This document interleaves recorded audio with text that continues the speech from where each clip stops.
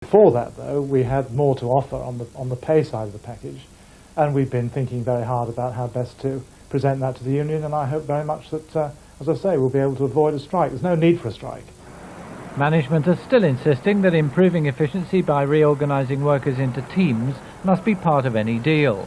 In exchange, they're offering to lift basic rates by 15% and guarantee no job losses till at least the year 2000. The union's leader says a settlement is possible. Royal Mail, having seen so clearly that they got it wrong first time, having seen once again, tangible proof of the low morale in the industry and the necessity to negotiate a decent settlement for our members, I'm optimistic that we can resolve it without any disruption to public service. Last week's union conference in Blackpool has left the leadership with some flexibility for the talks, but the sense of militancy amongst the rank and file was obvious. The Executive Committee of the Postal Workers Union has been summoned to a meeting on Wednesday, and unless very rapid progress has been made in the talks by then, it seems certain industrial action will be called, probably in the form of a one-day strike. John Pryor, BBC News. Now, with the latest from Euro 96 and the rest of today's sport, here's Rob Bonnet. Favourites Germany are the only side with a win from the first 4 matches of Euro 96. They beat the Czech Republic 2-0 at Old Trafford this afternoon, while Spain drew with Bulgaria and Denmark with Portugal. Meanwhile, the relatively low attendances at the games and the high number of bookings are emerging as early tournament issues. After a season in which the ground full signs had been regularly posted, Old Trafford was only just over 2/3 full for the first appearance of the tournament favourites Germany. It took them 25 minutes to stamp their authority on the game against the Czech Republic, left wing-back Christian Seeger demonstrating the flexibility of the German formation to score. Quickly, far too quickly for the Czechs, it was 2-0. Andy Muller the scorer this time to confirm a superior German performance, but one which will still cause their management some concern. The match produced 10 bookings, 6 of them German, as England's David Ellery applied UEFA's ruling to clamp down on all aspects of foul play to the letter. Suspensions later in the tournament could have a decisive say in the outcome. Indeed, the referees were seldom out of the action today. At Elland Road, Bulgaria went ahead against Spain in Group B when Piero Ceccarini awarded a penalty for a foul on Emil Kostadinov. Hristo Stoichkov was the scorer, but within minutes Bulgaria had a player sent off and conceded an equaliser when Sergi's shot was turned in by the Spanish substitute Alfonso. Spain then also had a player dismissed to leave honours even, 1-1 in goals and in sendings off. This evening there were fewer disciplinary problems at Hillsborough, where the holders Denmark took advantage of indecisive defending to take the lead against Portugal, Rangers' Brian Laudrup the scorer.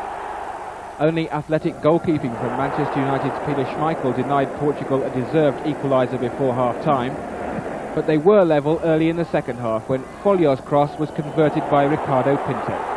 1-1 the final score and only 7 bookings. Duncan Jones, BBC News.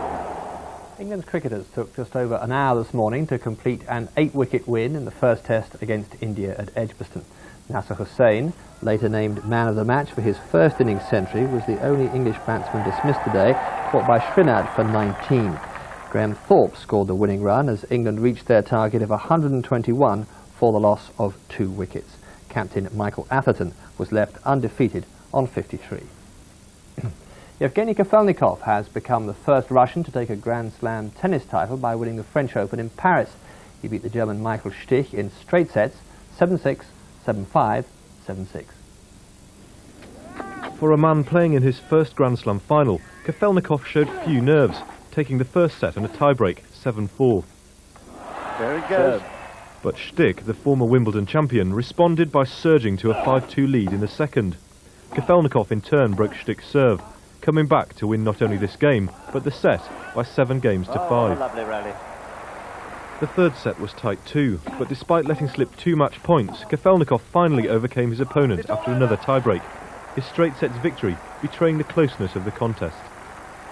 A semi-finalist last year, this time an exuberant winner, Kafelnikov has now achieved what none of his countrymen have ever managed, a Grand Slam title. And at the age of 22, it may be the first of many. James Helm, BBC News.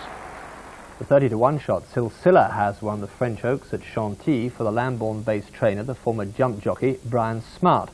The filly was Smart's first ever runner in a classic, and with the American Cash Asmussen on board, she came from the back of the field to take the lead some 50 yards from home. The French horse Miss Tahiti was second. The Irish 1,000 guineas winner Mattia was third.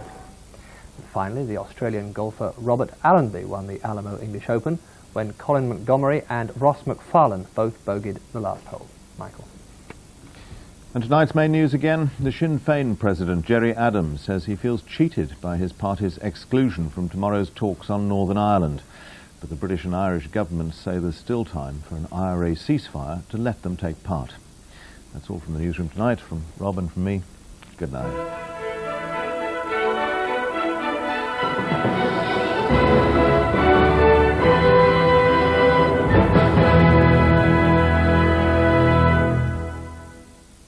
Hello, there's plenty of fine weather on the way, but not just yet. First of all, we have to get rid of this active weather front here and this area of low pressure behind me too. All of those will have gone by Wednesday, and the second half of the week dominated by this lovely area of high pressure. But it's not fine at the moment. There's rain in the north and west of Britain, particularly over Scotland and Northern Ireland. Some heavy bursts too, and some rain getting to western parts of England and Wales as well. And further rain and drizzle in northern and western parts of Britain during the course of rather a cloudy night. But that does mean a mild night everywhere. Temperatures no lower than 9 anywhere tonight. That's the position tomorrow.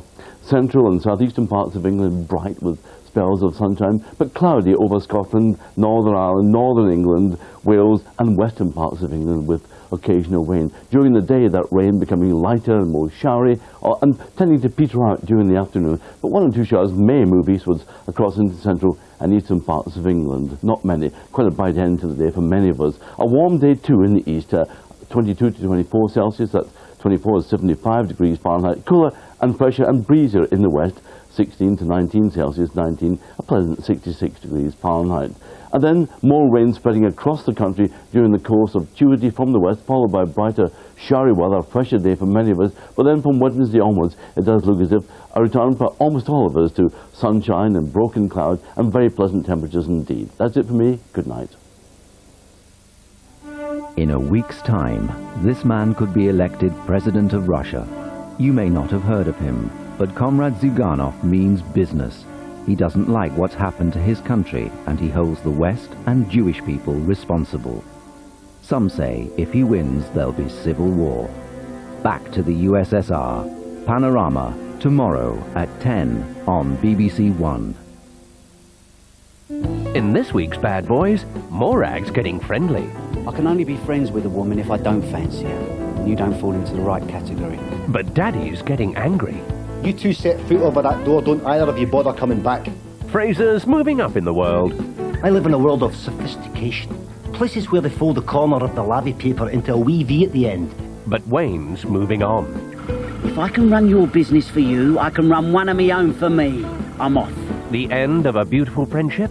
Bad Boys, Wednesday 9:30 on BBC One. There's cricket at midnight as BBC One checks out the highlights of their day's play from Edgbaston.